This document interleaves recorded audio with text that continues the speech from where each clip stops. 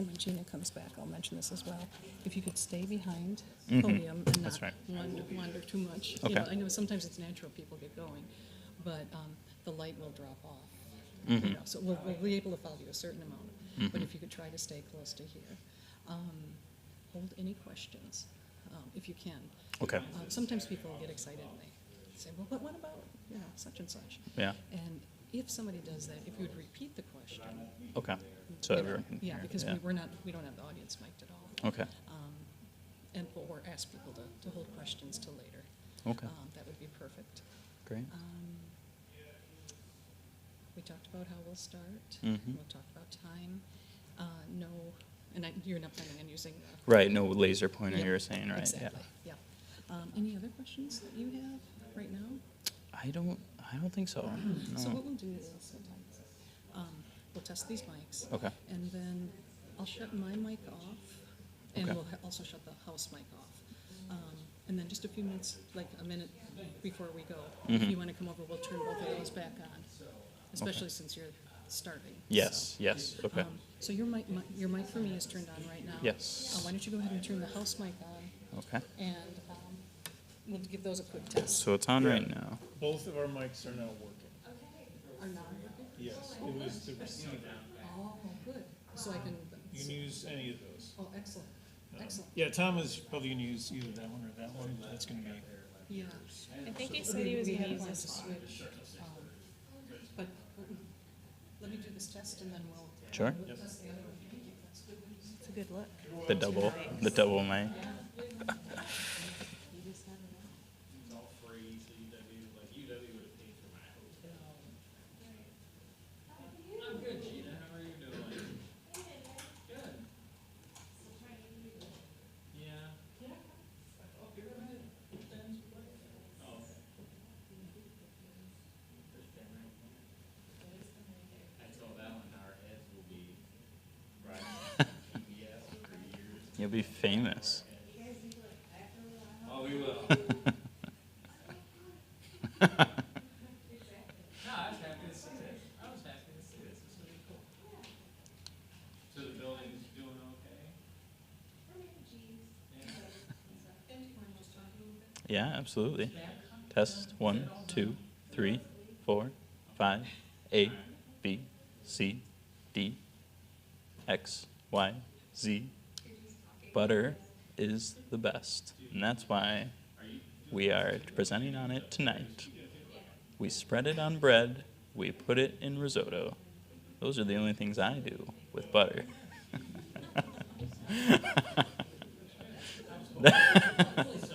I can't think of a single other thing you could do.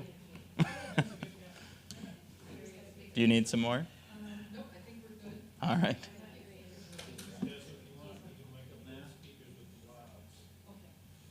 Throw out cats with butter. Don't look above you.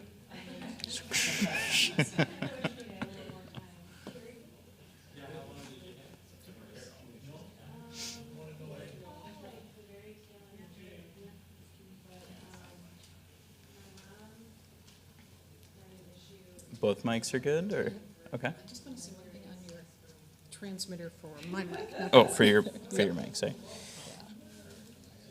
And like I said, that one you can go ahead and turn off for now. Okay.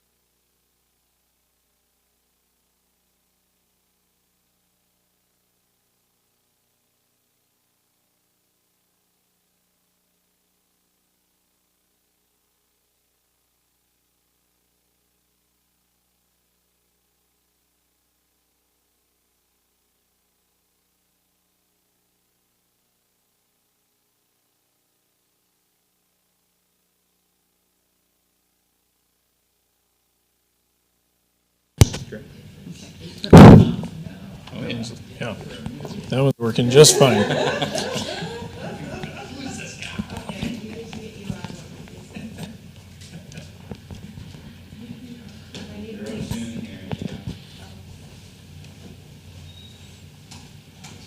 You wanna, yeah, go ahead and clip that where you're comfy. Doesn't have to be Let's see. close, but It's kind of made for a men's shirt, isn't it? yeah.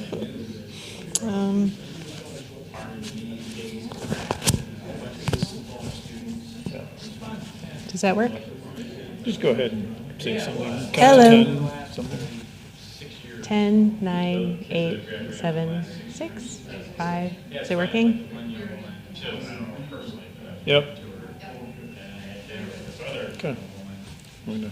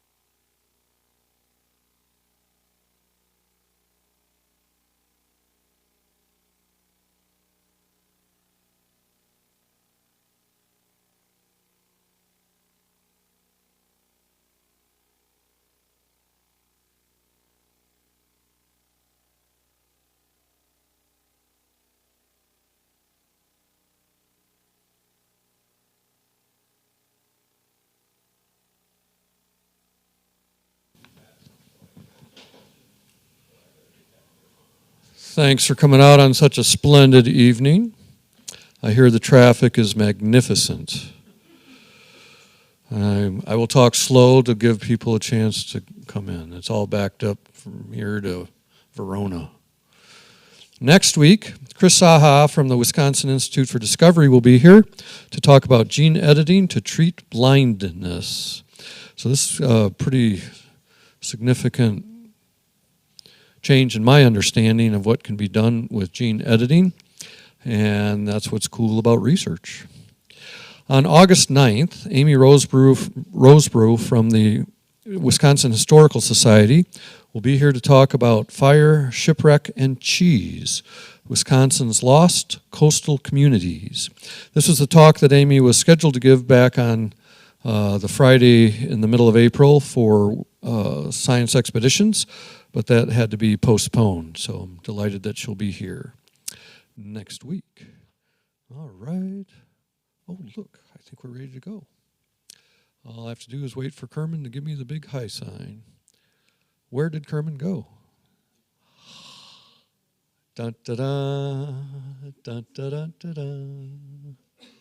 I didn't even look up to see if you were back there.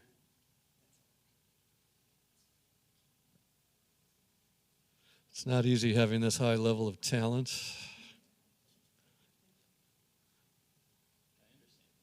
Ben understands. I just met him 45 minutes ago, and he understands. This is great. The compassion is overwhelming.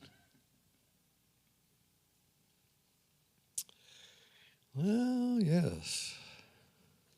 So I got to go to the EAA yesterday. I hope if you have a chance to go to the Air Venture between now and Sunday, you take advantage of it. If you have children who are 18 or younger, it's free now. The last 3 years have been free for young people. That makes it a lot easier to go to. I still have some of my hearing left after the fighter jets were flying around.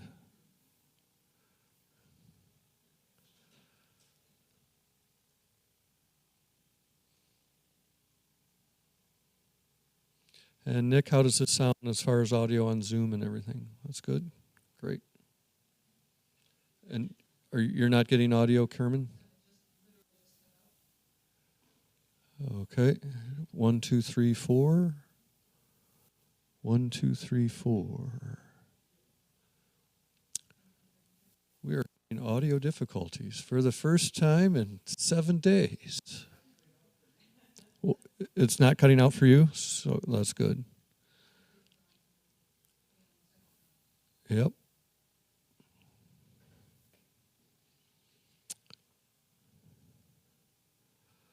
Flintstones. Meet the Flintstones. See?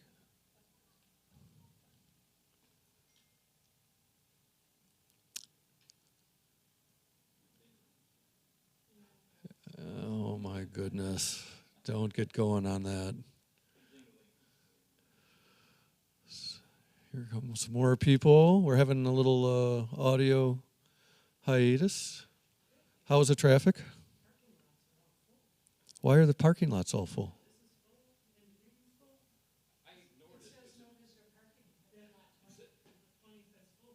Well, except it's open and you can go up and find plenty of places. So I'm not sure what it's shared, what it means shared parking. Anyway, I found the parking just going straight up and because the gates were open. So I was just sitting over there. I am remaining calm. Would anybody like to boil some hot chocolate?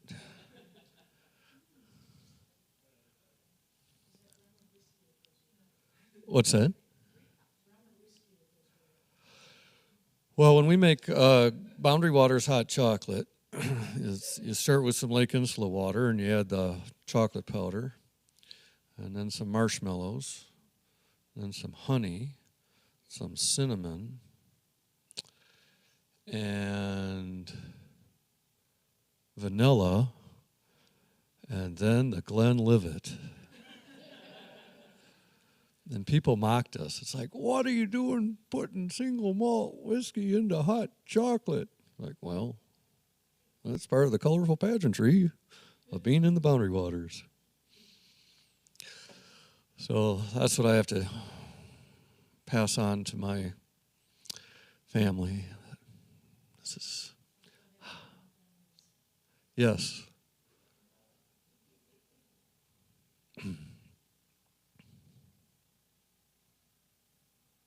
Welcome, everyone, to Wednesday Night at the Lab. I'm Tom Zinnan. I work here at the UW-Madison Biotechnology Center.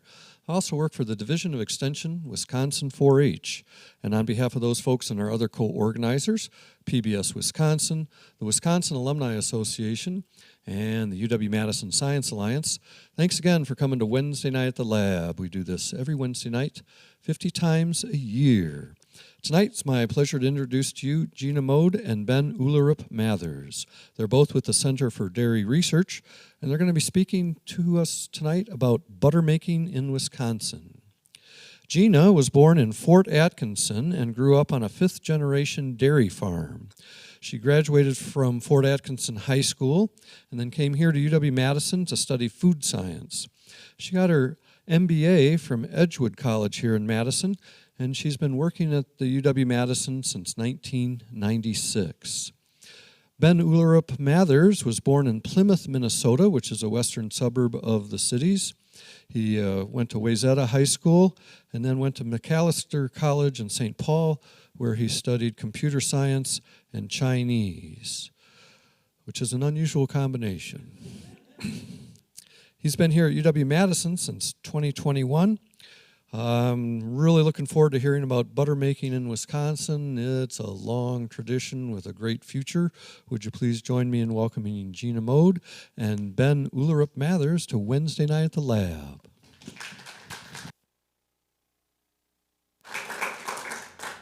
All right. Thanks, Tom, for the introduction, and thank you all for churning out tonight to talk about butter. We're really excited to talk about butter. It's one of our favorite things.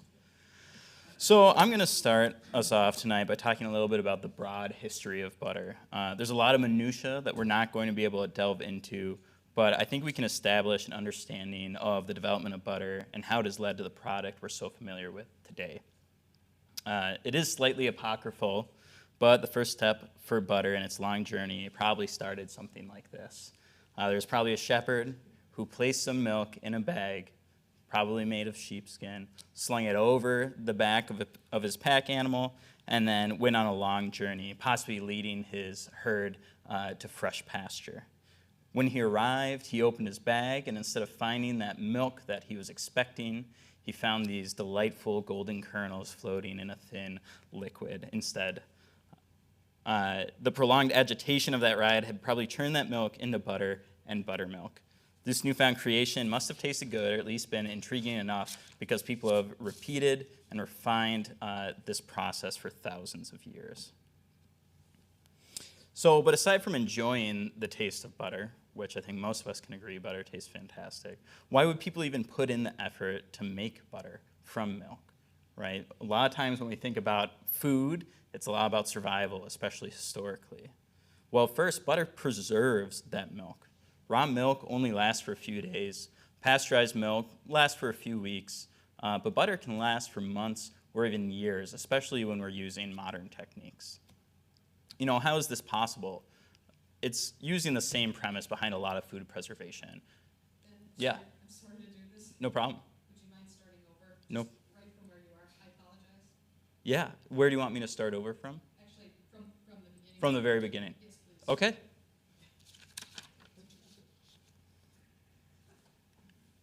Ready to go? Mm-hmm. All right. Oh, I'm sorry. Like from the beginning, or from my first slide. From your first slide. Okay. I just didn't know if I had to break out the churn pun again. It wouldn't hurt. All right. You have to laugh again. Yeah, you have to laugh sincerely. Yeah.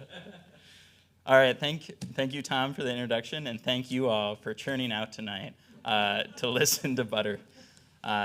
We love talking about butter, so we're really excited to be here tonight.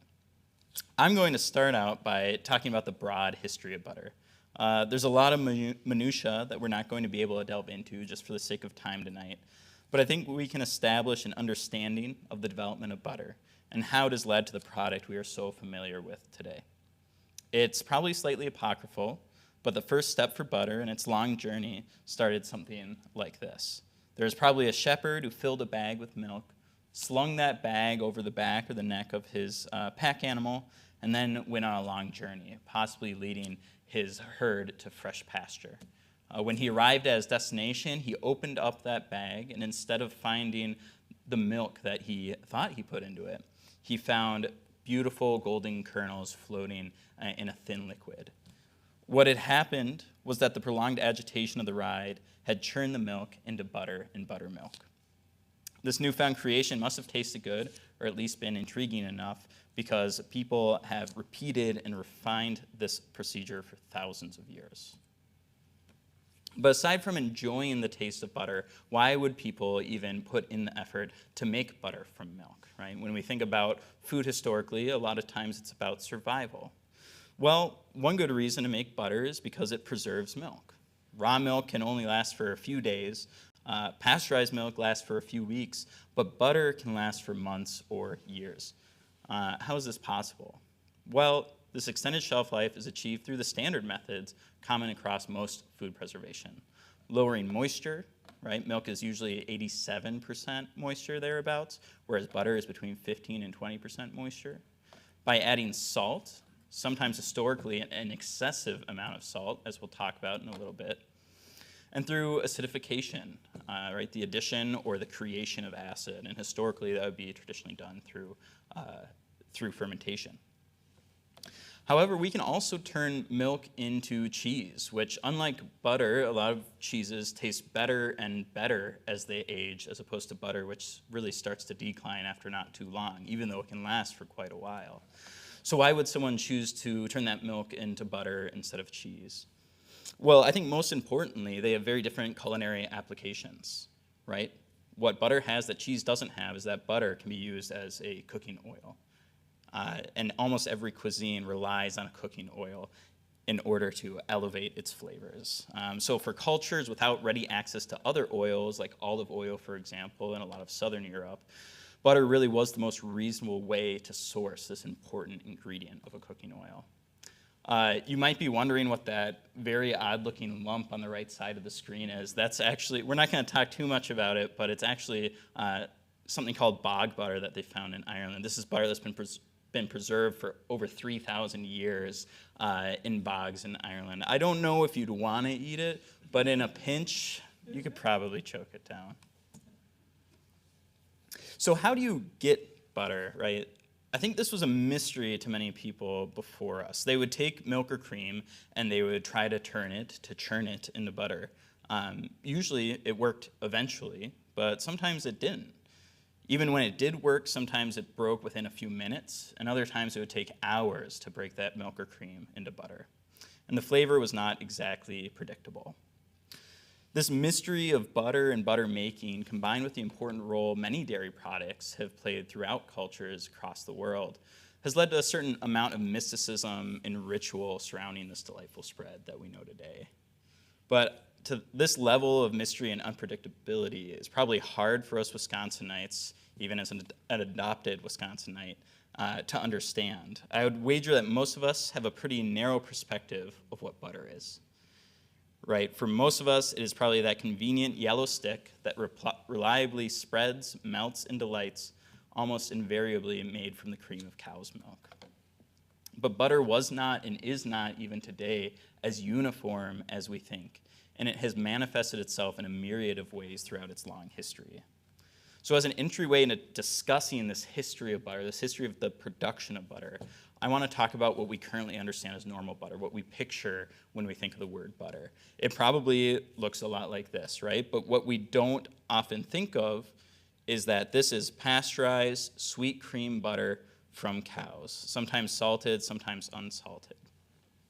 But what we need to understand about the butter that we eat is that although it is built on thousands of years of history, it is in itself a relatively new invention.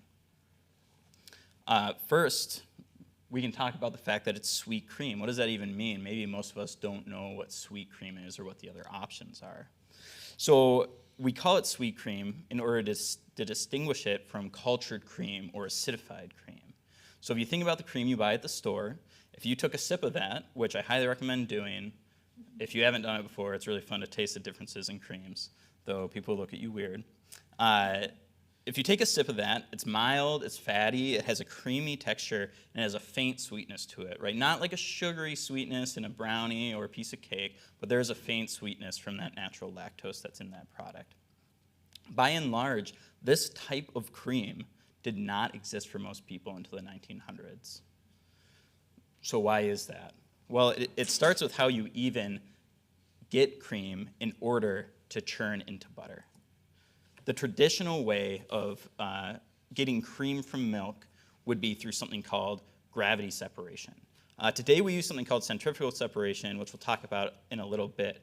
But historically, for cow's milk, the traditional way to harvest cream is to let the milk set for several hours, sometimes overnight or possibly even several days. And the fat in that milk slowly rises to the surface in a process called creaming. You don't see this in the milk you buy from the store because it's been homogenized. That homogenization breaks up the fat molecules in that milk so that they don't break suspension. But if you don't have access to refrigeration, which for many people historically, the closest would have been a spring house, so a house built over a natural spring to keep it cool, or a cellar. And if you don't have access to pasteurization, which is another technique that would not be widely applied to dairy until around the 1900s, the other thing that's happening during this creaming separation process is acidification. The natural lactic acid bacteria in the raw milk, which again have not gone through pasteurization, so they haven't been destroyed, are eating the lactose in that milk and turning it into lactic acid, as well as a whole slew of other flavor contributing compounds, some very delightful and delicious, others that might not be so much. So by the time you're ready to skim the cream off the top of that milk in order to churn it into butter, it has been acidified by these bacteria. It is tangy, it is sour, and it is teeming with these bacteria that have grown from the raw milk. In many cultures, that tanginess was traditionally one sign of a well-made butter. Raw cream butter still exists in several countries, but it's illegal in most of the United States. However, cultured butter, which seems to be growing in popularity, aims to capture similar flavors by taking pasteurized cream and then adding back the bacteria that we want in order to develop the acidity and flavors we desire. So if you look at this picture here, you can see the arrow is pointing to that line where on the top there's that whiter concentration of cream, really high fat milk essentially, and then on the bottom is the skim milk that's a little less white. Just to be clear, because this is it's a little hard to see, it's the same idea with oil and vinegar, right? You could shake up this bottle and it'd be a beautiful emulsion. You set it on the counter and eventually it's going to separate out again. This is just a picture of a spring house, again, one of the early forms of refrigeration, but only if you're really lucky enough to have a natural spring on your property that you can build a house around. So this might be where people would put their milk while they're waiting for it to separate. So that is all for cow's cream butter, right? That's for if we take the milk of cow and we want to turn it into butter, we can use this gravity separation. However, cows are far from the only dairying animal in human history. Sheep, goat, water buffalo, yak, and more have all been integrated into different cultures for their delicious dairy. And all of these have had their milk turned into butter. However, not all milk gravity separates like cow's milk does. If you leave sheep or goat milk out for several days, it will certainly acidify like cow's milk will because of the native lactic acid bacteria in that milk. But it will either not cream fast enough to skim for butter making, or it just won't cream at all. It's naturally homogenized.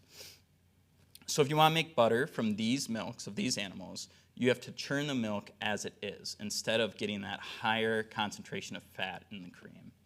This is aided by the fact that most of these animals tend to have a higher fat content in their milk naturally than cow's milk does.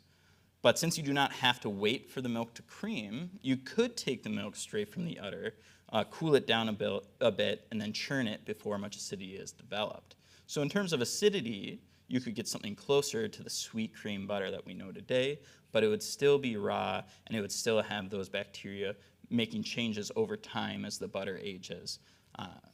And it would taste different from, of course, the animal itself. If you've ever had sheep cheese or sheep milk, goat cheese or goat milk, these all have flavors that come along with them, regardless of what you turn them into. But by using centrifugal separation, which is what I mentioned earlier, we can now take fresh milk from any species and separate the cream from the skim milk and churn that cream into butter in the same day. So this centrifugal separation was invented in 1878. And you can see here is actually applied on a small scale for a while as well. This is a hand-cranked centrifugal separator in a very idyllic setting. I would love to make butter in the field with the cows.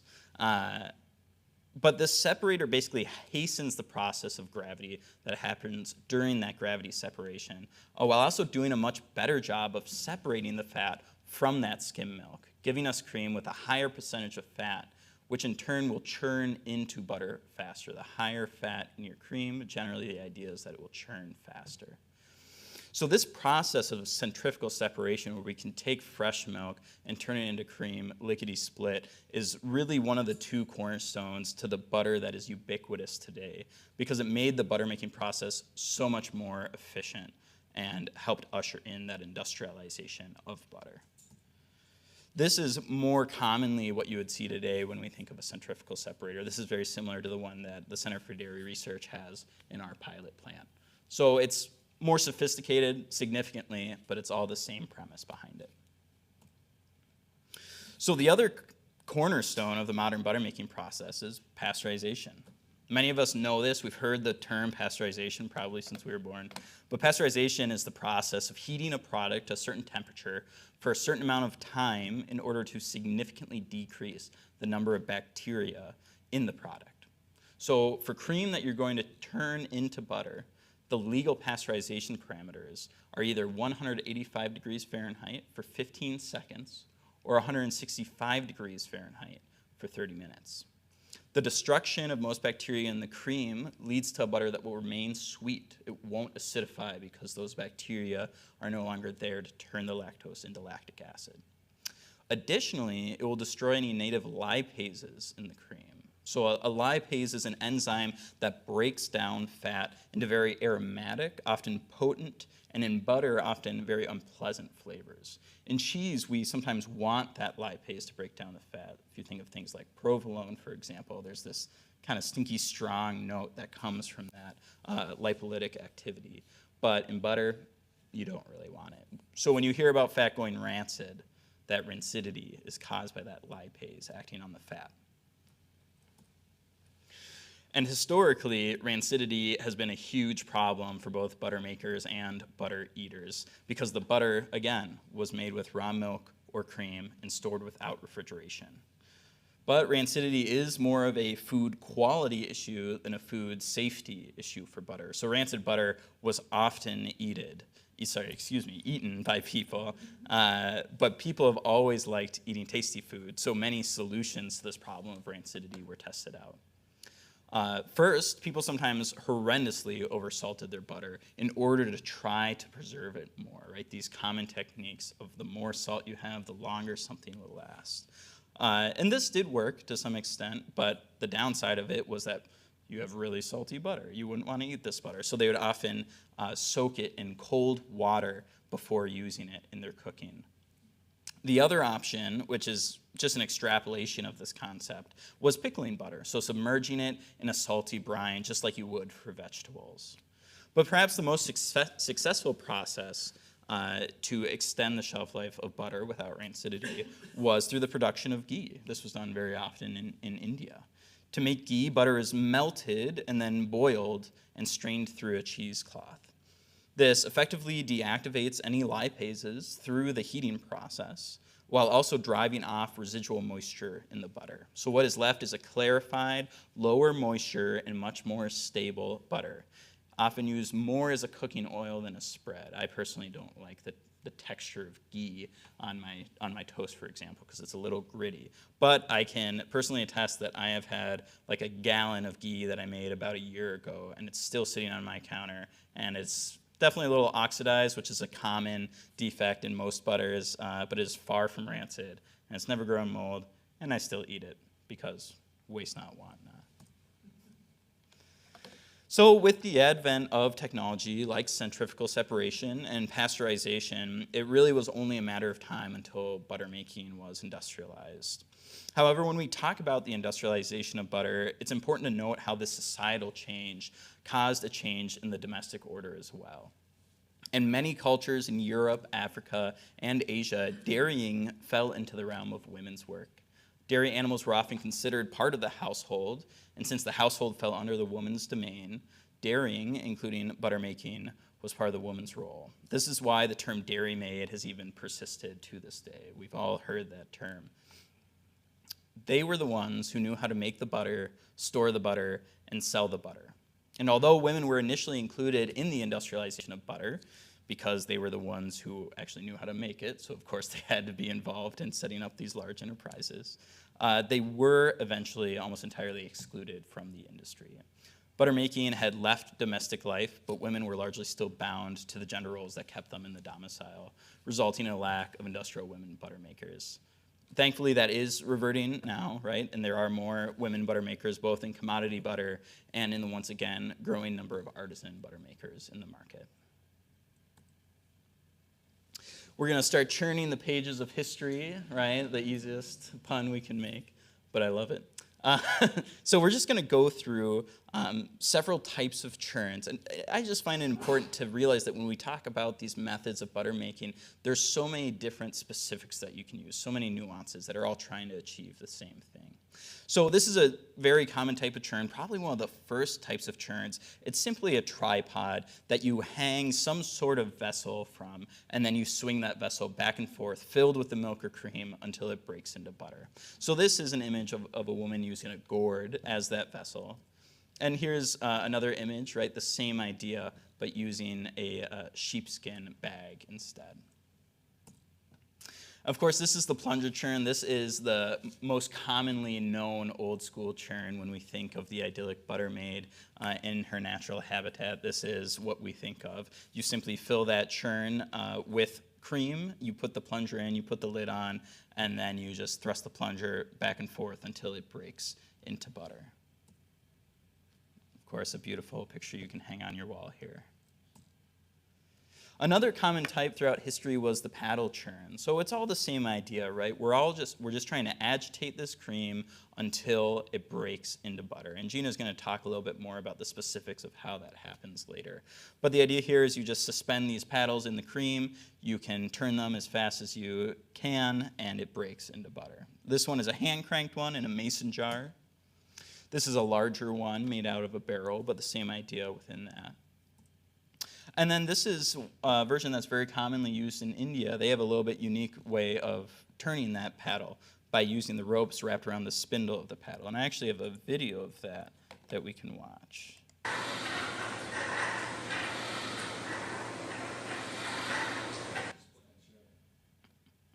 Oh, it's not showing there. I see. Well, we might not be able to see the videos today. But you heard the sound.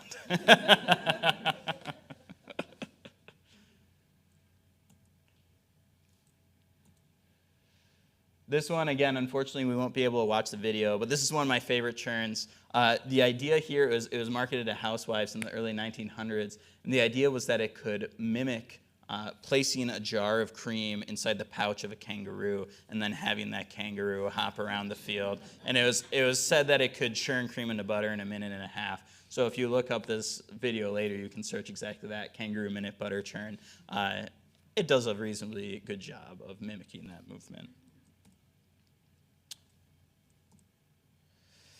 And then this is a barrel churn. So this is similar to the modern batch churn that we have today. You fill this barrel with cream, you crank the handle, and the cream splashes from one end to the other until it breaks into butter. This is, I like this one because this is a barrel churn that someone designed to get out of work so that they could put a dog in that treadmill to the right of the barrel and hang maybe a piece of meat above that dog so it continuously turns the treadmill and thus turns the barrel. So I like that. That's automation and work right there.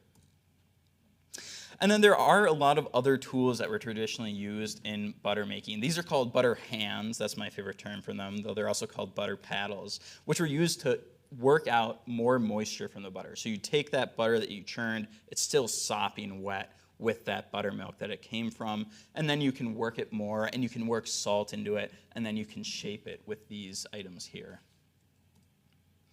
This is a butter form or a butter mold. This was an especially important tool for different farmsteads in order to market their butter, because every farmstead would often have a specific design, a logo that they would imprint on their butter through the use of these molds. So you could go to the market and you'd say, oh, I love the Swan butter. It's made by Mrs. McCreary down the way. It's the best butter on the market.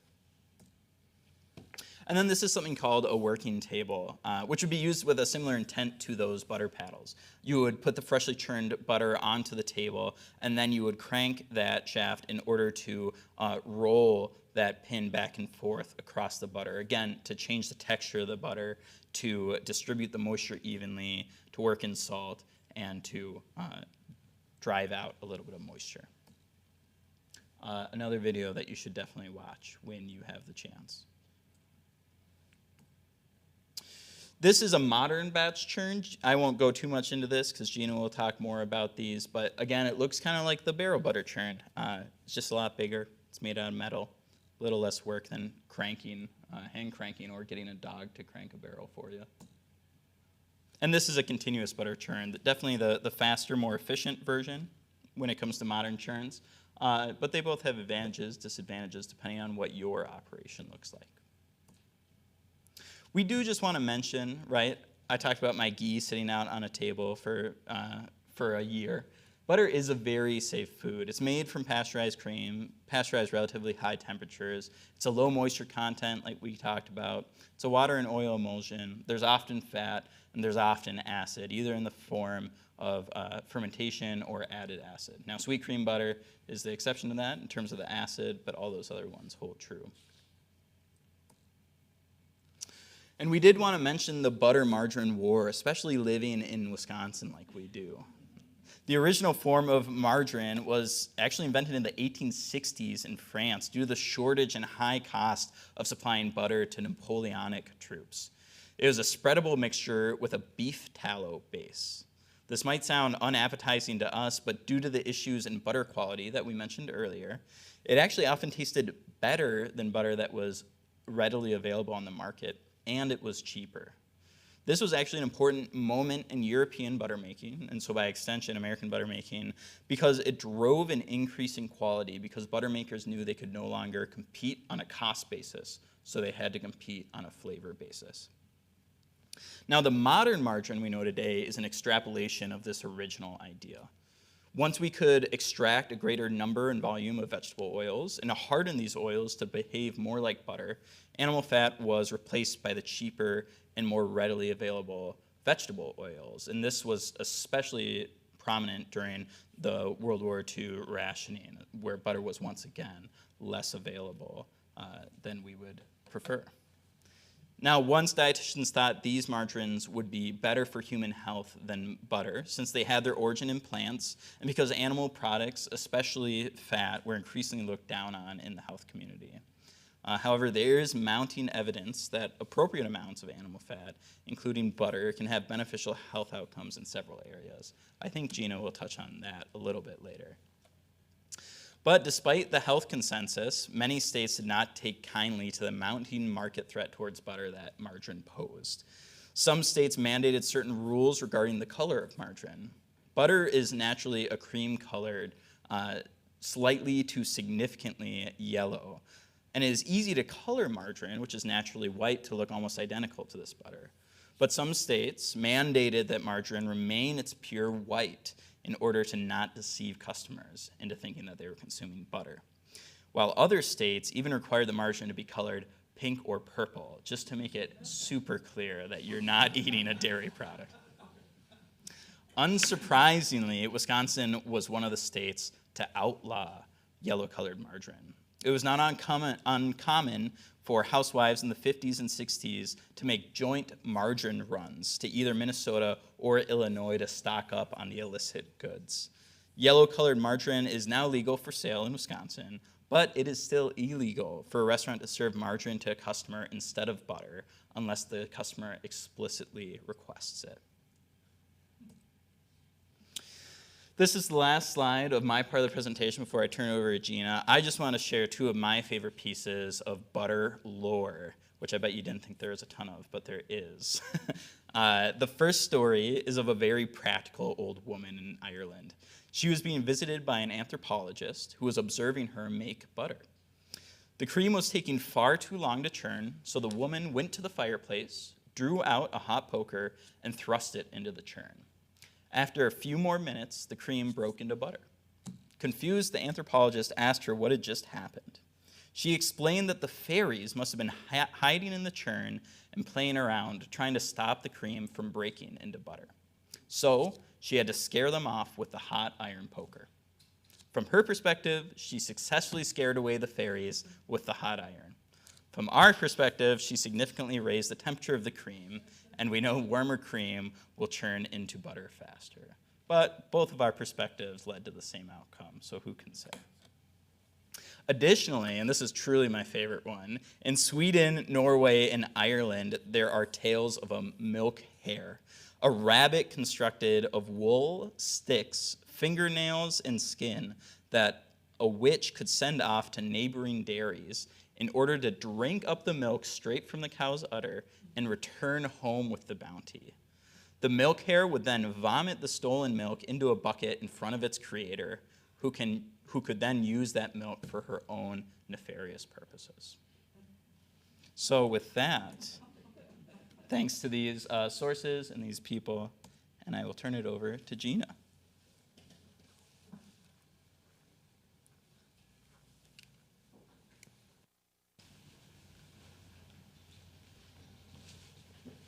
Okay, thank you, Ben. So I am also really excited to be here because I get to talk about two of my favorite things, butter and Wisconsin.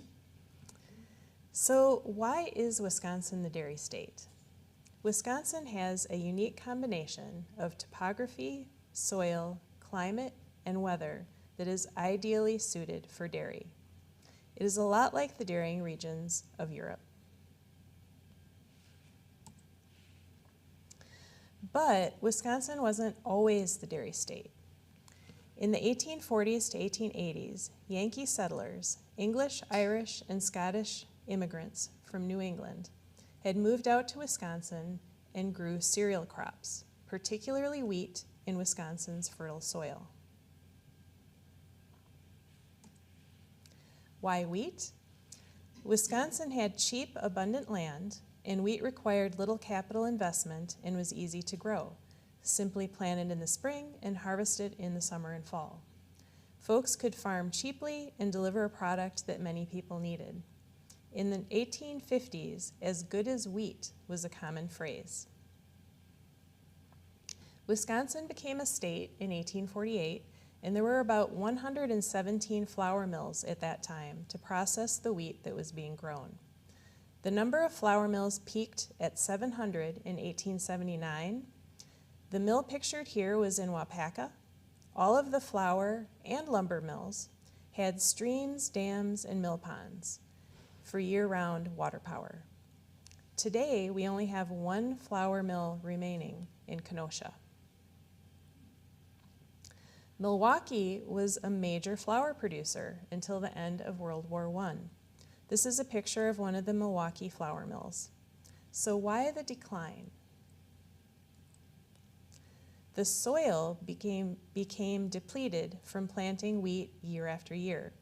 Plus, in the 1860s, the crop was devastated by insects, cinch bugs to be exact. And the new railroad allowed wheat farming areas further west to compete. In essence, the Yankee farmers that had moved to Wisconsin from the northeast U.S. wore out the land and began moving further west. During this time, the farmers that remained in Wisconsin tried hops, tobacco, potatoes, and even sheep. The 1860s saw a large influx of European immigrants to Wisconsin: Swiss, German, Norwegian, French, Italian, and Dutch. Populations who brought their traditions and skills with them. They concentrated on orchards and livestock. These new European settlers built barns for their animals. This was the advent of the red barns. And they prioritized animal care and recognized the importance of fertilizer. The manure from the livestock restored nitrogen to the soil, and utilizing crop rotation kept the soil fertile. In essence, the animals helped restore the value of Wisconsin farms. We can't discuss dairy farming in Wisconsin without mentioning William Dempster Hord. He is known as the father of American dairying.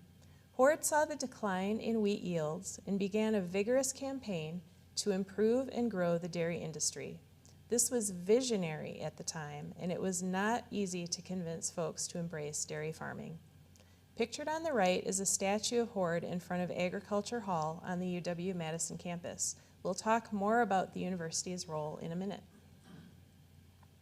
As we know, Hord was successful, and this is a graph of the number of dairy cows in Wisconsin in blue and the milk production per cow in red.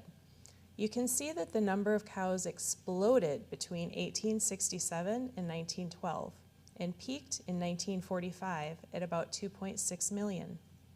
That's about the same number as the human population of the state that year. Dairy cow numbers are now steady at about 1.3 million, with the milk production per cow consistently increasing over time.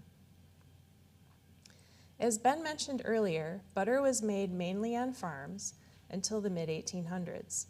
Then improved processing technology, including centrifugal cream separators, pasteurizers, and mechanical refrigeration, contributed to the expansion of commercial creameries, and by 1900, butter was widely available throughout the U.S. The Industrial Revolution in the mid-1800s brought real specialization of labor. On farms, folks did everything. In factories, one person could concentrate on just butter making. This improved quality, which in turn brought a higher price in the marketplace. The photo on the right shows some wooden butter churns from the era. New York was the dominant dairy state from 1850 to 1910, with Wisconsin taking the lead in 1915. Many of the early influential dairy leaders, including Hord and many at the University of Wisconsin, came from New York. This brings us to the role of UW-Madison. This is a photo of Egg Hall in the early 1900s. It was built in 1902, very different from how it looks today. I'm going to very quickly hit the brightest highlights of the dairy milestones at UW-Madison because there were many. W.A. Henry came from Cornell to be the first professor of agriculture and went on to become dean of the College of Agriculture. He was instrumental in the other firsts listed here: the first experimental farm, farm institutes and corporate extension, farm short course, and formation of the UW-Madison College of Agriculture. Stephen Babcock also came from Cornell a few years later and is known for developing the Babcock butterfat test to determine the fat content of milk. This test had far-reaching consequences. Milk had been paid for by weight, but some milk is more valuable because of higher butterfat content, which means it makes more butter and more cheese. More importantly, individual cows could be tested to assist with breeding decisions, and the effects of feeds and nutrition could be measured. The Babcock butterfat test is still in use today. The first dairy school in the United States was established in Hiram Smith Hall. UW-Madison's first dairy building was constructed. This led to training courses in dairy manufacturing. These are great photos of some of the first classes. Note the butter churns in the photo on the left and the white dairy uniforms that are still traditional today. Remember that Wisconsin became the leading milk producer in 1915. It was also the first state to create rules and regulations ensuring clean milk was entering the marketplace. It's the only state to license butter makers, and by 1930, there were 517 butter factories dotting the landscape. Next, a consolidation occurred due to technology improvements, which led to fewer, larger creameries. This was due to improvements in transportation, from horse and buggy to trucks, and electricity, think refrigeration and pumps. Dairy processing was no longer completely manual. Production changes on the farm allowed for rapid expansion. By the 1950s, farmers began converting to refrigerated bulk tanks and then pipelines shortly thereafter. In the 1960s, farmers began installing milking parlors. The 1960s saw a massive conversion to bulk milk tanks and bulk trucks on farms, and this is what I remember from growing up. This is a video of 10-gallon milk cans, about 100 pounds each when full, being taken from a cistern and loaded into a truck. This was the method of cooling prior to bulk milk tanks. You can see the milk house being built in the background, and it already has an occupant. Technology improvements continued, and Wisconsin jumped from 1 billion pounds of milk in 1972 to over 2 billion in 1992. These are photos of the first Wisconsin mega dairy plant. It was highly automated and processed 2 million pounds of milk per day. This brings us to the modern era. Wisconsin's dairy industry is now $45.6 billion annually and employs more than 150,000. The comparison to Florida's citrus industry and Idaho's potato industry really gives you perspective. And please note that that should say Wisconsin dairy under the wedge of cheese, not just cheese. Wisconsin produces 361 million pounds of butter each year and holds a premier position in the marketplace. It is currently home to 14 butter processing plants, 61 licensed butter makers, and 78 licensed butter graders. Remember that Wisconsin is the only state to license butter makers and require that all butter available for retail sale be graded. We talked about the big consolidation due to industrialization, and that happened across many industries in addition to butter making.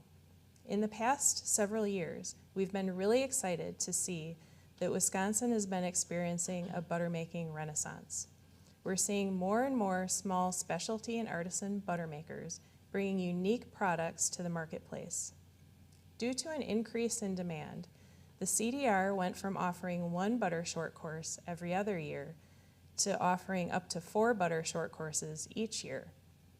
9 of the current 61 licensed butter makers earned their apprenticeship hours at the Center for Dairy Research over the last few years. If I have time at the end, I have some great slides on these new specialty and artisan butters. During the short course, we get a lot of questions about the different types of butter. There are a lot of categories of butter, and these are the 39 that we cover in our short courses so far. The list gives our attendees lots of product development ideas. So what is butter?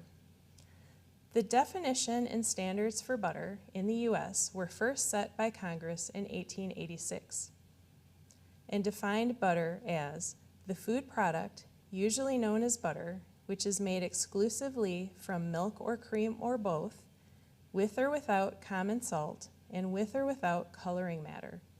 An act of Congress in 1923 added, and containing not less than 80% by weight of milk fat, all tolerances having been allowed for.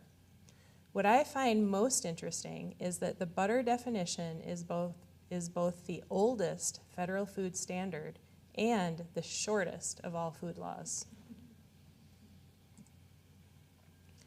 Butter is one of the most highly concentrated forms of fluid milk. About 21 pounds of whole milk are needed to produce 1 pound of butter. This is about twice as concentrated as cheese. And an astounding 1/3 of the world's milk production is devoted to making butter. Here we see the composition of butter. There are 3 to 4 components, compositionally speaking. The milk fat content can vary from the legal minimum of 80 to about 86%, depending on the type. The moisture, salt, and curd, or milk solids not fat, can also vary by type. I included the composition of milk for reference to give you an idea of just how concentrated butter is. You can see that while the moisture is reduced from 87 to about 16, the fat is concentrated from 375 to more than 80. It should also be noted that butter contains only trace amounts of lactose, which makes it different from most other dairy products. It's also important to mention pH, which is a measure of acidity, color, and consistency when discussing butter. The pH can vary depending on the type. Lowering the pH extends shelf life and gives the butter a tangy flavor, similar to yogurt. The color can also vary. The golden color comes from beta-carotene, and the amount of beta-carotene in the milk depends on the type and breed of animal and their diet. For example, goat milk butter is very white, while Guernsey cow milk butter is a rich gold. Consistency is also important. Butter should be firm when refrigerated, spreadable at room temperature, and melt in your mouth. So how is butter made? Very simply, butter is made from churning milk or cream. The churning process separates the solid butter fat from the liquid buttermilk. The definition of churning is to agitate or turn vigorously. These are the basic butter making steps, and we'll go into each in a little more detail. We begin with milk, and remember that the quality of the milk is the most important aspect of butter making. No matter how skilled the butter maker, the butter can be no better than the milk from which it is made. Next, we separate the milk into skim and cream. This is the beginning of the concentration process for making butter. Some butter makers do receive cream instead of milk, and their first step is pasteurization. Pasteurization of cream for butter making is required by law in the United States. The reasons for the high pasteurization temperatures for cream for butter making are threefold: to develop a highly desirable cooked flavor in the finished butter, to denature enzymes, specifically lipase, which causes rancidity, and as with all pasteurization, to inactivate spoilage bacteria and kill pathogens. Cultured butter is created by adding a bacterial starter culture to the cream prior to churning. The culture ferments the lactose to lactic acid, which drops the pH and creates a tangy flavor. Cultured butter can be salted or unsalted. Tempering holds the pasteurized cream at a specific temperature for a specific time to allow the liquid fat that was created during pasteurization to migrate from the inside of the fat globule to the outside. We need the liquid on the outside for good churning efficiency. If you think about an M&M, the hard shell on the outside keeps them from sticking together, so they won't stick together. That's the same concept as the hard fat on the outside of the fat globule. So we want that liquid on the outside so that when they collide, they'll come together. The next step is churning. This can be done in a batch or continuous churn. Churning creates those collisions between the fat globules, leading to aggregation. The key to churning is phase inversion. We're moving from an oil and water emulsion to a water and oil emulsion. Our little Sprinkman batch churn is pictured here. The batch process is great for smaller volumes. It's easier to control the composition, and this is a great option for specialty and artisan butter makers. Here we have the tempered cream on the left and the butter granules and buttermilk after churning on the right. The continuous method, let me see if I can get, here we go. The continuous method is the most common and works well when producing larger volumes of butter. The tempered cream is pumped into the upper chamber where vigorous agitation with rotating beaters inverts the emulsion. The butter granules and buttermilk descend toward the augers, and the buttermilk is drained and the granules are washed. The augers work the butter into a continuous mass, and a vacuum at the end of the first set of augers removes trapped air and some moisture. At this point, water is added back to adjust the moisture. The salt or acid and flavor are added with this water. The second set of augers continue to work the butter and evenly distribute the ingredients. Then the butter is discharged. This is the separating section of a continuous churn, and you can see the granules and buttermilk falling down into the barrel, and the granules are moved along by the augers while the buttermilk drains out the bottom through a screen. The butter maker can adjust the buttermilk level, the auger speed, and the beater speed. This is the vacuum section. It's designed to expose the maximum possible surface area of the butter, which allows the system to pull as much air out of the butter as possible. This will give the butter a closed body and longer shelf life. There has been a lot of confusion surrounding the term buttermilk. The buttermilk coming off the churn is a byproduct of the butter manufacturing process and can be valuable as a commodity. Cultured buttermilk is an entirely different product. It is milk that has been fermented by bacteria to lower the pH and create a tangy flavor. The two are not interchangeable.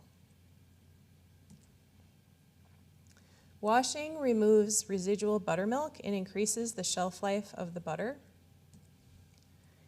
Here we can see washing of the butter granules in a large batch churn. On the right are butter granules ready for ingredients. Water can be added to adjust moisture, and lactic acid and natural flavor are added when making unsalted butter to lower the pH and extend the shelf life. This will also give unsalted butter a tangy, acidic flavor. Salted butter is what most of us grew up with. It's sometimes called American butter. And remember that salt is a flavor enhancer. The added salt will also give this butter a much longer shelf life.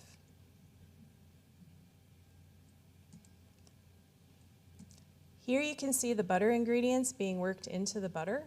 The butter is becoming one continuous mass. Here we see moving the butter from the churn to the butter boat. It simply drops out of our little churn, and there's a video on the right showing how it drops into the butter boat in a larger churn. Next is packaging, and there are many options, as you can see pictured here. Let's see. This packaging machine can be used for rounds, half pounds, quarter pounds, pucks, or rolls. It was designed in the 1960s and can be adapted for many formats. It's one of the most common butter packaging machines in the US. It forms a pouch, fills it, folds it closed, and sends it on its way. It's for more traditional formats and premium products. It only takes about 40 minutes to change from one format to the next. And finally, we have storage. Butter can be stored at room temperature for up to a week, 1 to 3 months in the refrigerator, and 6 to 12 months in the freezer, depending on the type of butter and the conditions. And this is before the quality is affected. I'd like to stress that this is a quality issue, not a safety issue. Salted butter will last the longest. Unsalted, whipped, compound, flavored, cultured, homemade, not as long. Light, heat, and oxygen will have a detrimental effect on the quality. Also, butter is like a sponge and it easily absorbs odors from your kitchen or refrigerator. So Ben touched on, is butter healthy? The pendulum has swung back and forth on butter, but all of the most current peer-reviewed scientific research states that it can be part of a healthy diet. Most recently, the European Society of Cardiology stated that dairy, particularly whole fat, may protect against high blood pressure and metabolic syndrome.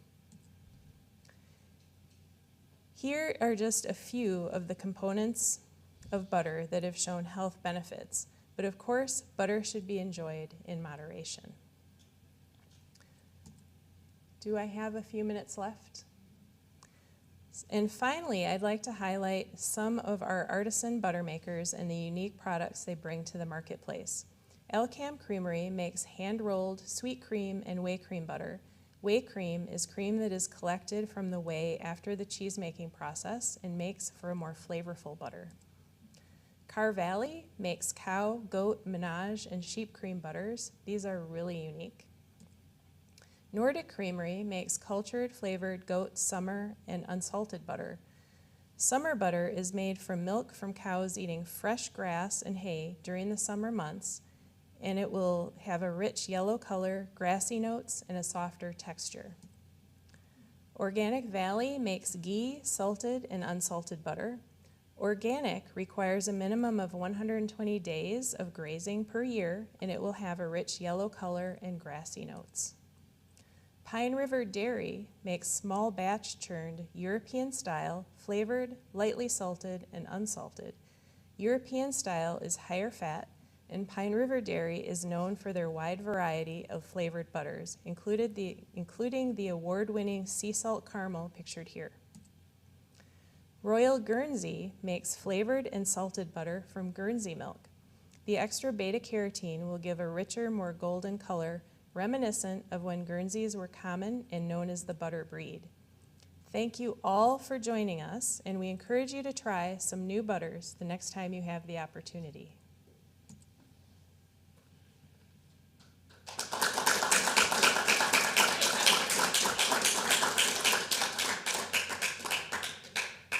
Did I finish on time, I hope?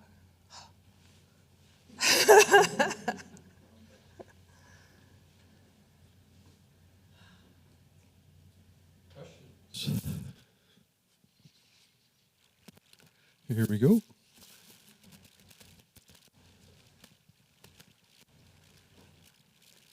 I love my butter, but where's my cultured cream? Clotted cream in Devon was wonderful. Do we not make a clotted cream here? So, we are actually planning to add another day to our butter short course next year that covers cream. So we're hoping. We've been making cream. We made clotted cream and we had it on scones, and we're like, oh my God, why did we ever eat scones without clotted cream? What were we thinking?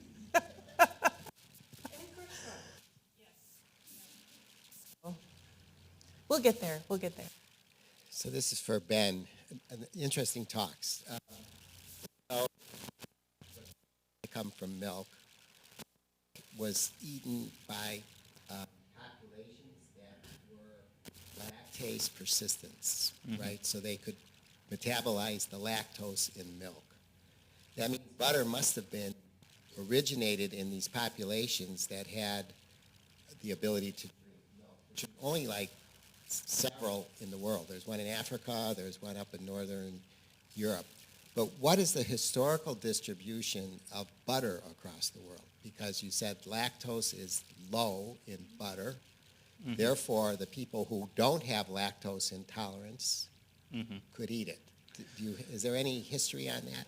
Yeah, so to go back to what you started talking about, I could be wrong, but I think the interesting thing that I have heard about the distribution of milking cultures is that lactase persistence maybe started after people have been exposed to milk for a long enough time, because foods like cheese and yogurt are also naturally low in lactose due to the native lactic acid bacteria.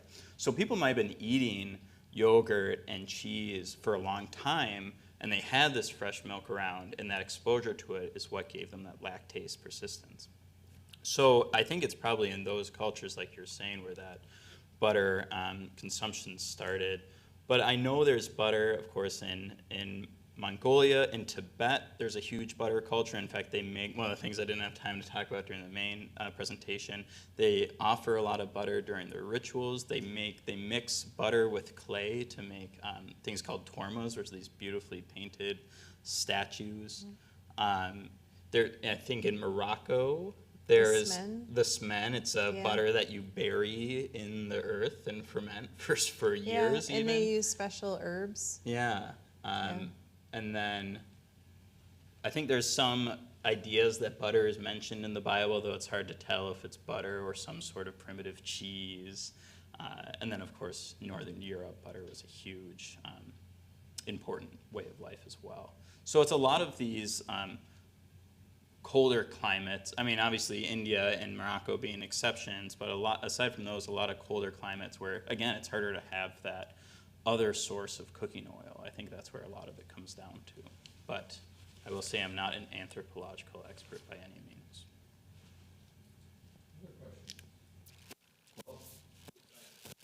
That's good.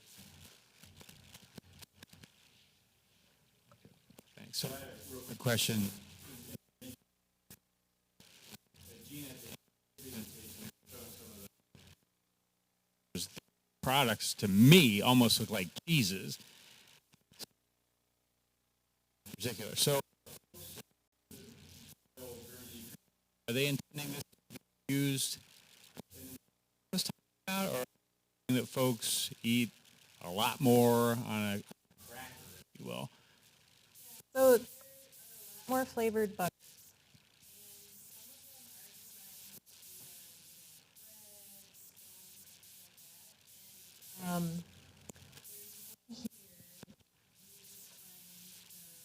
Yeah, this one is very blend, roast, black pepper, parsley.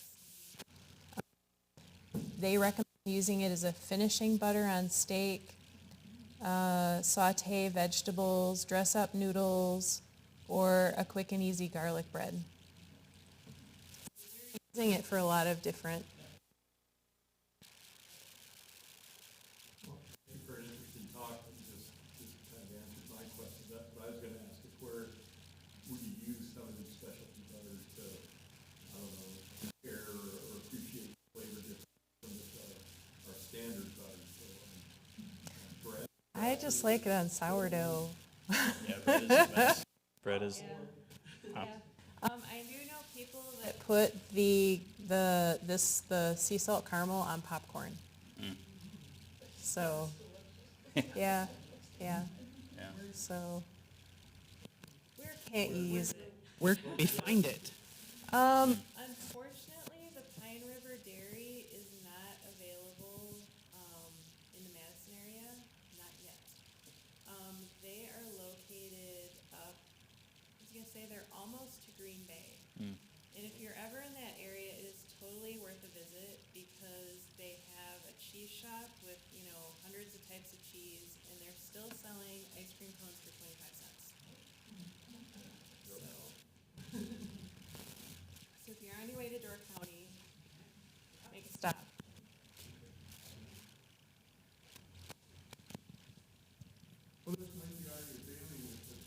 About the industry in Wisconsin, how dependent is it on migrants, and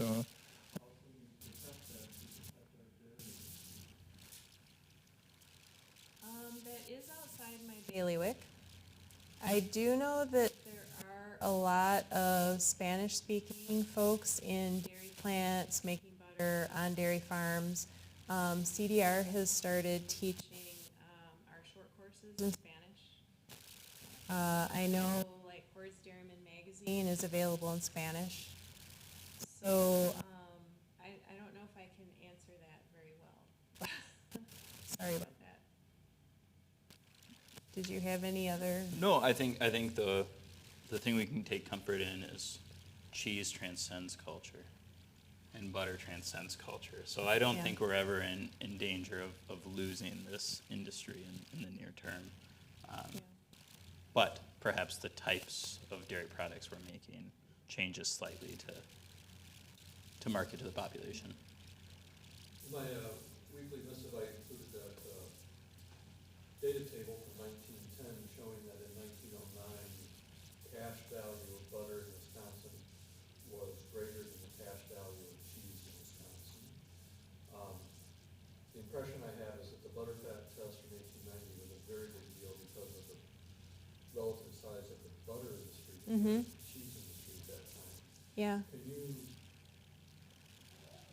either affirm or correct the impression I have that while we think about Wisconsin dairy and cheese, it was actually the first 20, 30 years was actually dominated by butter?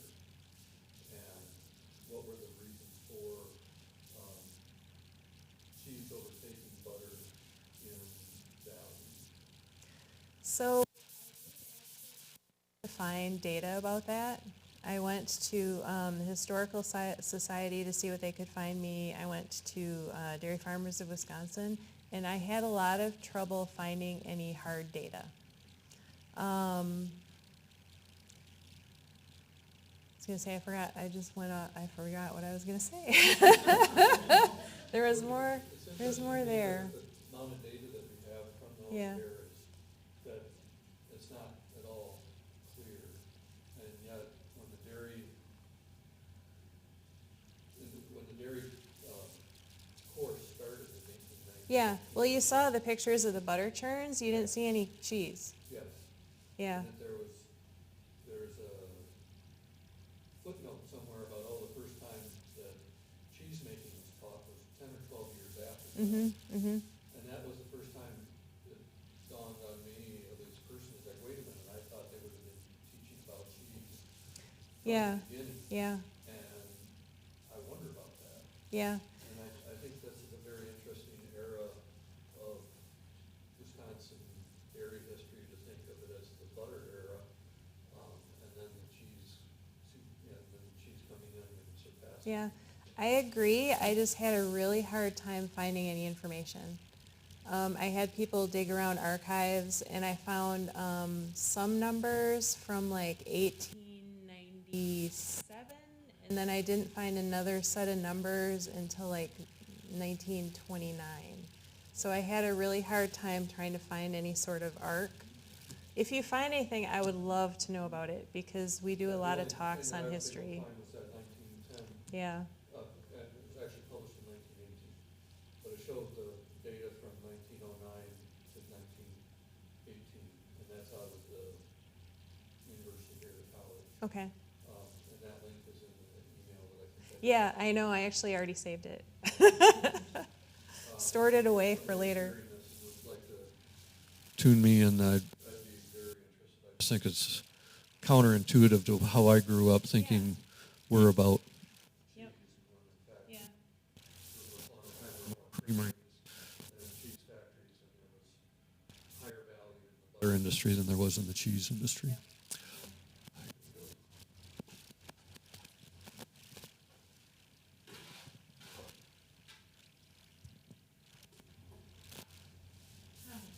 used to be that you would have to have your farm inspected, and only certain farms could sell for whole milk or for cheese. Is that still happening? So, Like, is it- so and I wondered farms. where butter fell into that. So farms can get are required to be inspected, and the milk is usually either grade A or grade B. Grade A goes for fluid milk, and then there's some very other specific products that have to be grade A milk. I want to say sour cream, cottage. Do you remember, Adam? Yogurt. There are just like a few, fluid milk is always grade A, and then there are a few products here and there that are grade A. Butter, cheese is grade B milk. It can be. I would say almost all of it is actually made from grade A milk because they don't really separate it, but it technically doesn't have to be. Did that answer your question? Yes. Okay. thank you. Any other questions? Let me go and see if there's any online. While we're doing that, could you speak more to the issues of oleo that you brought up and how that has played out in Wisconsin, especially into the late 1960s? I don't know if I can speak much more about it. I was going to say there's a But- whole section in the W.D. Horde book about it because, yeah, that was, All no, right. there was an older one, not in the 1960s. Because there was an oleo-margarine war when Horde was in the dairy industry, which would have been, So I've been in World War II would era, have been correct? early 1900s. Earlier than that, okay. But the 60s, is the 60s the one where they, That's- that was just a tiny bit before my time. So that was where Wisconsin, Wisconsin being very protectionist Yeah. of their dairy products, and they still are.